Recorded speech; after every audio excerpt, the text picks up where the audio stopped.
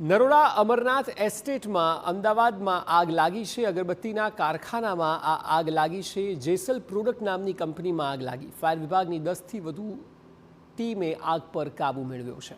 આગ લાગ્યાનું કારણ હજી પણ અકબંધ છે। અમદાવાદમાં નરોડા અમરનાથ એસ્ટેટમાં આ આગ લાગી હતી કે જ્યાં અગરબત્તીનું મોટું કારખાનું આવેલું છે અને તેને કારણે વિકરાળ આગ જોવા મળી હતી। જેસલ પ્રોડક્ટ નામની કંપનીમાં આગ લાગી હતી। જો કે તાત્કાલિક ફાયર વિભાગને જાણ કરવામાં આવી અને 10થી વધુ ટીમ ફાયર વિભાગની ઘટના સ્થળે પહોંચી અને આગ પર કાબૂ મેળવ્યો છે। હજી સુધી આગ કેમ લાગી તેનું કારણ અકબંધ છે। આગ બુઝાયા બાદના દ્રશ્યો પણ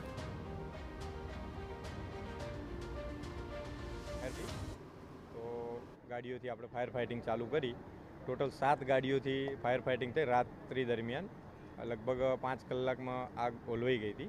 અત્યારે કુલિંગ પ્રોસેસ ચાલુ છે।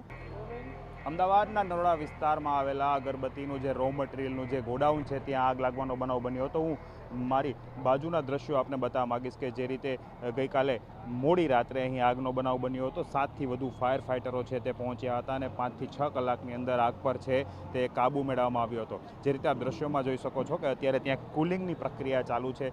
અગરબત્તીનું જે ગોડાઉન હતું કે અંદર રો મટીરિયલ પડેલો હતો, ખૂબ મોટી માત્રામાં અહીં જે છે રો મટીરિયલનો જથ્થો છે તે પડેલો હતો અને ત્યાં અગમ્ય કારણોસર છે તે આગ લાગી હતી। ફાયર બ્રિગેડને જ્યારે કોલ મળ્યો હતો ત્યારે ટીમ છે તે પહોંચી હતી અને અત્યારે જે પતરાનો શેડ હતો તેને હવે હટાવવાની કામગીરી ચાલુ છે।